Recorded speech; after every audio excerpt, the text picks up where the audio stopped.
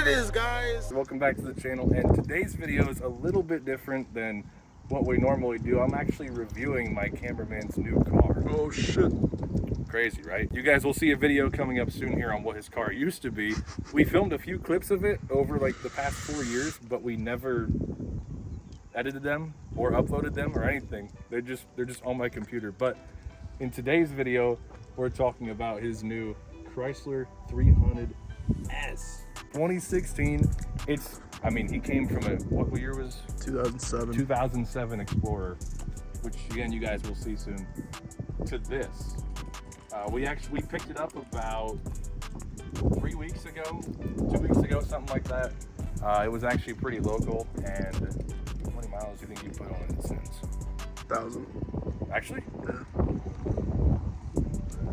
So what we're going to be doing is a review on this car, because why not, right?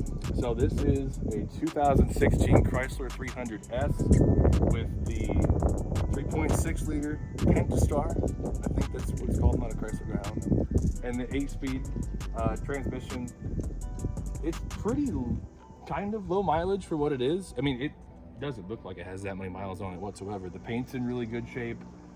The wheels could use a little bit of refinishing, and what we're going to have to do is, the guy who had it before us left a pair of locking lug nuts on it with no lock, so got to get those things off. All right, so we were going to look for the paint coat on the door, but can't find it. It looks gray silver. That's what it looks like to me. But I mean, overall the car is in extremely good condition, fully loaded for what I think you can get in these cars. It's the S trim. It has the moonroof. To my belief, it is the top tier trim of this specific model, I guess. Except the V8s. If you had the 5.7, if you got a 5.7 Hemi, then that would be the top of the line. But I think for what it is, you can't really tell looking at it that it's a V6. So, and it's a good looking car too. I like the proportions of it. This is one of those cars where it has. You gotta hit the button. It's on the door. I thought it was the pop one. You can see how much I know this car. It ain't got no gas cap on it. All it has is this little doohickey here. Apparently that's supposed to seal against that. I think it's pretty cool how it has an electronic popper in it. All right, now we're gonna be hopping into the interior of the Chrysler 300. This is all black on black headliner, which is a very interesting thing, because usually cars with black interior have like a beige or some kind of light colored headliner. This is one of the few ones I've seen where they don't. It has a black headliner throughout. Everything's black. Oh, Jesus Christ.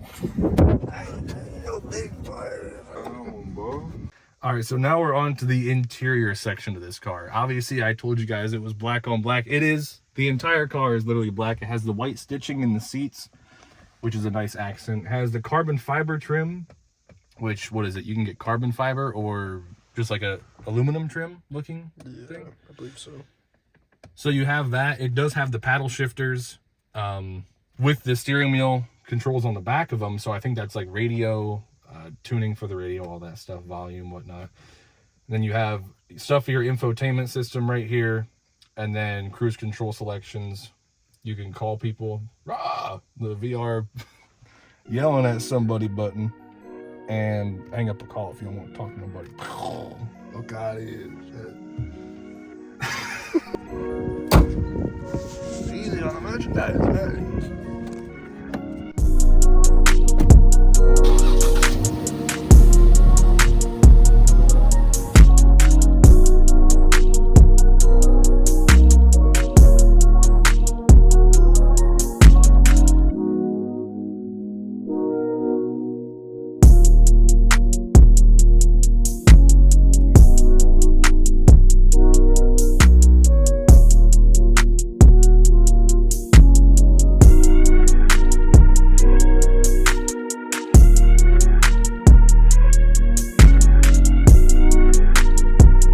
Like I told you guys, if you saw it in the last clip, it does have a dial shifter on. I think all these had dial shifters on it, right?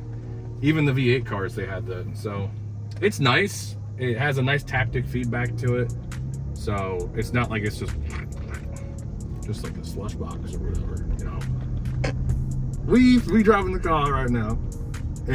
True. I am not good at improvising, guys. You should know this by now. Well, I usually am, but it's usually just when I'm talking to myself. The sad life. But I mean, overall, like, driving impressions of this car, I mean, it is a big body car. You can feel the weight of it when you're driving around. I'm about to get a kill streak of 4 right here.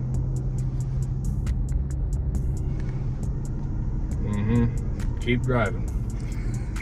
But I mean, yeah, the car feels really nice. I mean, when we went to go pick this car up, it was me and the cameraman. We took it for the test drive. Everything seemed fine. There was no clunks, nothing wrong with it. It has 110,000 miles on it, so it has decent mileage. But to be totally honest, it's held together very well for its age. It's almost 10 years old here. The car actually is 10 years old. It was probably built in 2015. It's got a pretty good amount of giddy up and go. I mean, it is a V6 at the end of the day, so you can't expect too much out of it, but for the weight of the car, it actually moves it pretty well. We got another brother.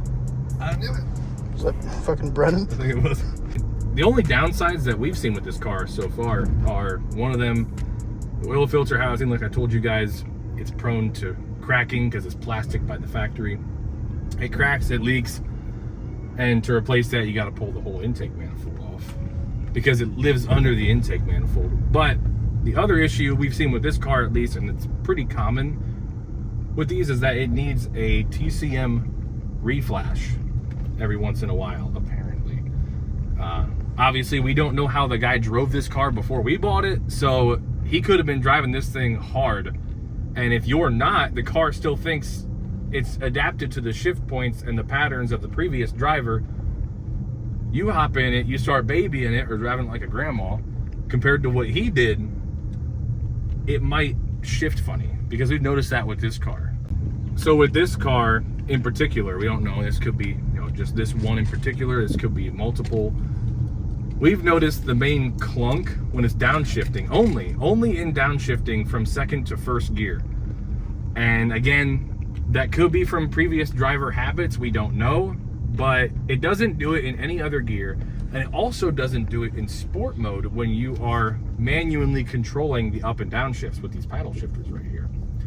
Sport mode also is all-wheel drive on these cars. Regular mode, well, no, non-sport mode, comfort mode is just rear-wheel drive, but then sport mode right here on the right, that would be all-wheel drive mode only. And I didn't even know about that. Apparently, it's only in all-wheel drive when it's in sport mode.